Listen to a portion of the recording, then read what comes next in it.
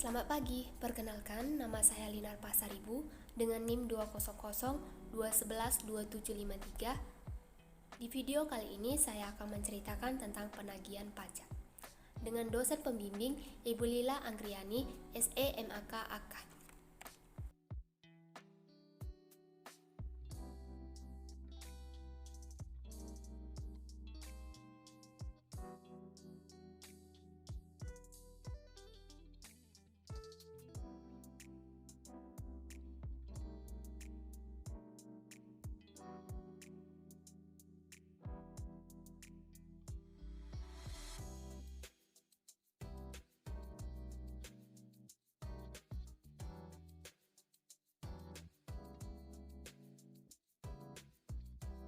Baiklah, yang pertama kali dibahas yaitu pengertian penagihan pajak.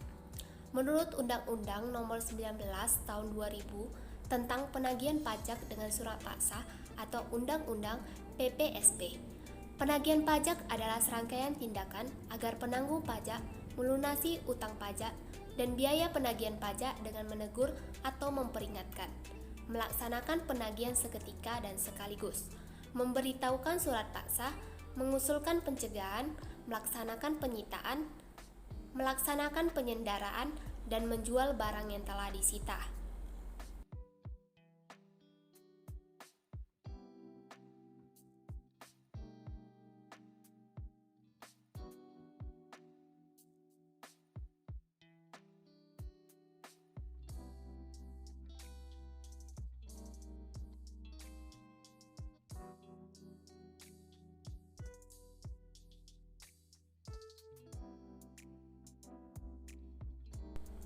Yang selanjutnya yaitu tentang jenis penagihan pajak.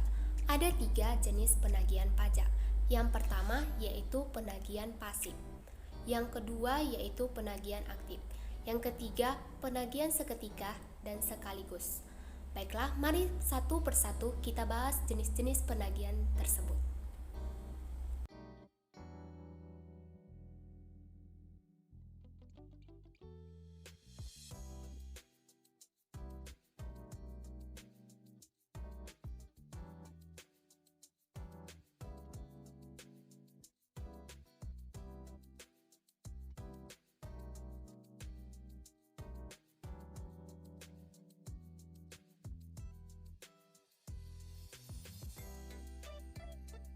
Mari kita bahas penagihan yang pertama, yaitu penagihan pasif.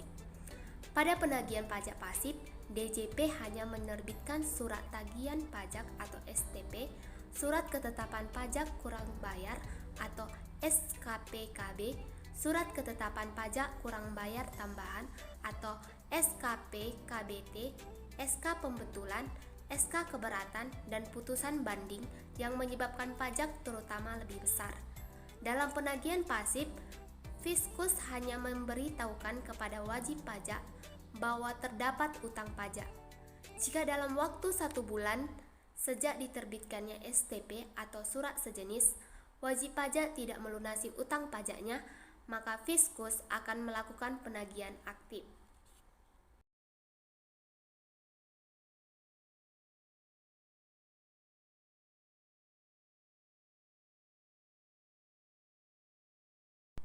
Yang kedua, penagihan aktif. Penagihan aktif merupakan kelanjutan dari penagihan pasif. Dalam penagihan aktif, Fiskus bersama juru sita pajak berperan aktif dalam tindakan sita dan lelang.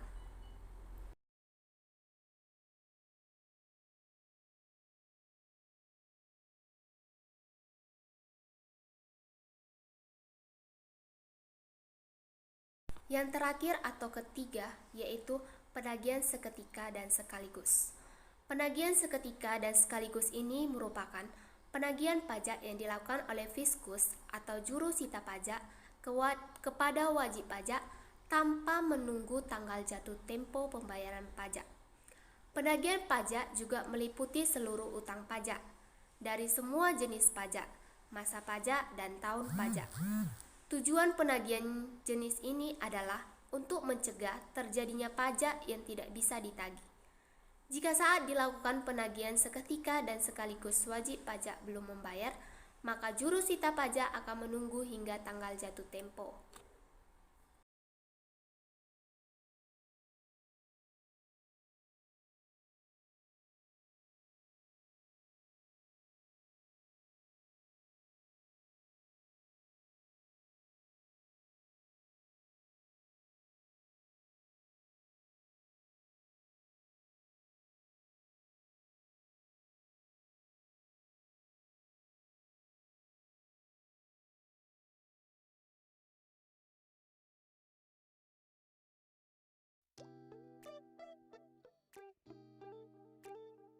Yang selanjutnya akan membahas tentang langkah-langkah penagihan pajak.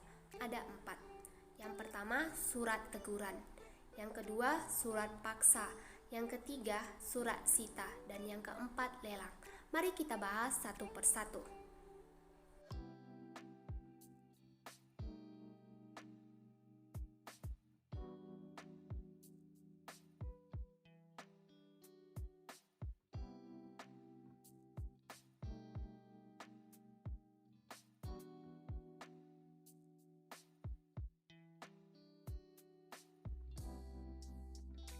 Yang pertama adalah surat teguran.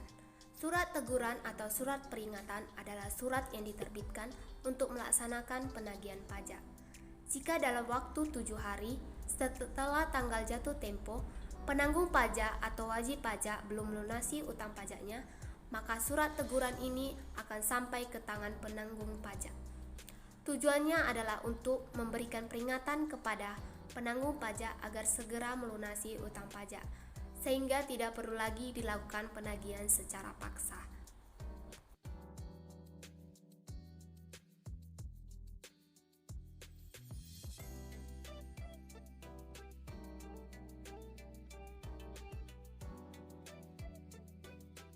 Yang kedua yaitu surat paksa. Surat paksa merupakan surat yang akan diterbitkan jika 21 hari setelah jatuh tempo surat teguran si penanggung jawab tidak melunasi pajaknya.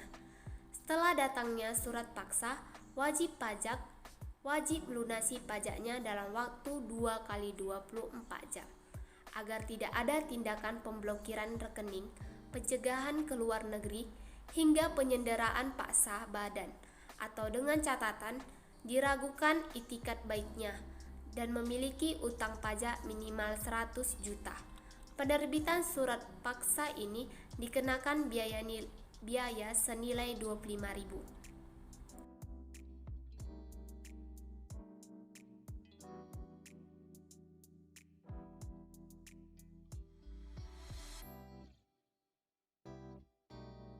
Yang ketiga adalah surat sita. Surat sita adalah surat yang diterbitkan jika dalam waktu 2 kali 24 jam sejak diterbitkannya surat paksa, penanggung pajak belum membayarkan pajaknya. Ada biaya yang dikenakan untuk surat sita ini, yakni 75.000. Biaya ini digunakan untuk pelaksanaan sita. Penyitaan tidak semata-mata bertujuan untuk menjual barang milik penanggung pajak, melainkan petugas menggunakan barang-barang tersebut sebagai jaminan agar penanggung pajak melunasi pajaknya.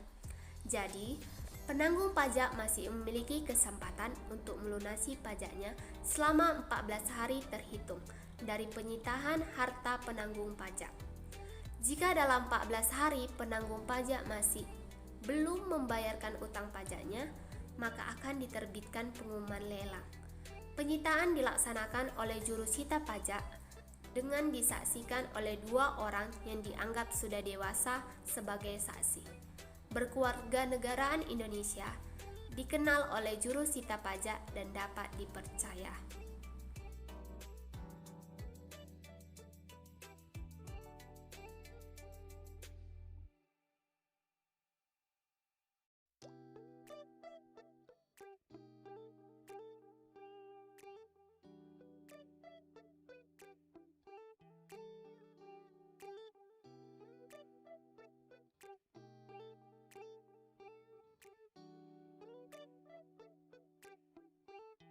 Yang ketiga adalah surat sita.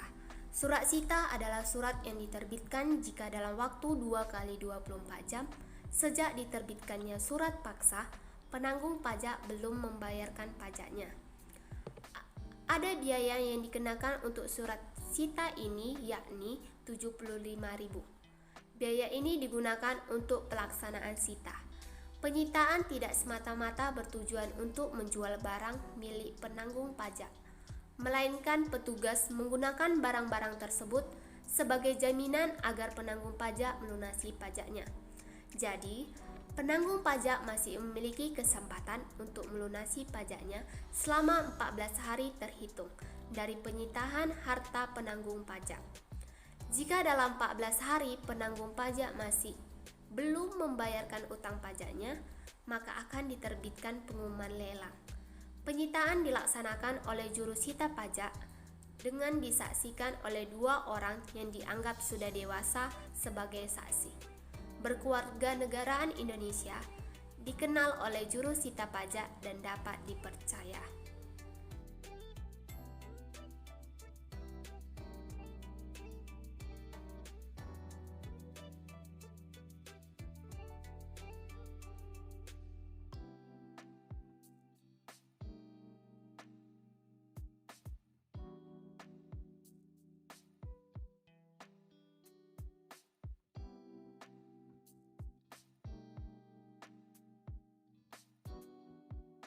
Yang selanjutnya yaitu akan membahas tentang dasar penagihan pajak. Dasar penagihan pajak ini dibedakan berdasarkan jenis pajaknya. Ada 2. Yang pertama, dasar penagihan pajak untuk PPh, PPN, dan PPNB serta bunga penagihan.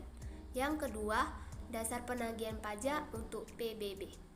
Dasar penagihan pajak untuk PPh, PPN, dan PPNBM serta bunga dibedakan menjadi beberapa. Yang pertama, surat tagihan pajak. Yang kedua, surat ketetapan pajak kurang bayar. Yang ketiga, surat ketetapan pajak kurang bayar tambahan. Yang keempat, surat keputusan pembetulan. Yang kelima, surat keputusan pemberataan. Yang keenam, putusan banding. Yang ketujuh, putusan peninjauan kembali yang menyebabkan jumlah pajak yang masih harus dibayar bertambah. Yang kedua yaitu dasar penagihan pajak untuk PBB. Ada 3. Yang pertama, surat pemberitahuan pajak terutang. Yang kedua, surat ketetapan. Dan yang ketiga, surat tagihan pajak.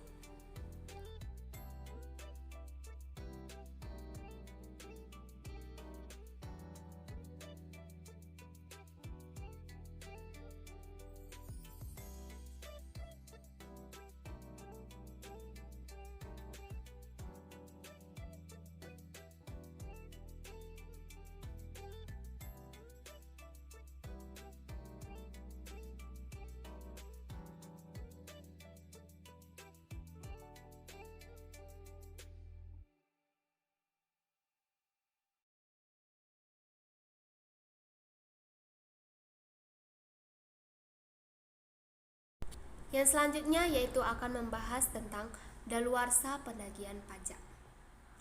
Penagihan pajak dikatakan daluarsa jika telah melampaui batas waktu penagihan, yaitu 5 tahun terhitung sejak penerbitan dasar penagihan pajak. Apabila penagihan pajak daluarsa, maka penagihan pajak tidak bisa lagi dilaksanakan karena hak untuk penagihan atau utang pajak tersebut sudah dianggap gugur.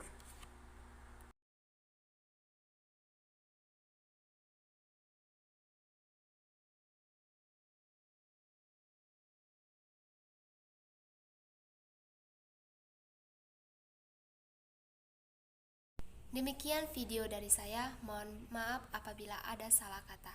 Terima kasih, sampai jumpa dan salam sehat.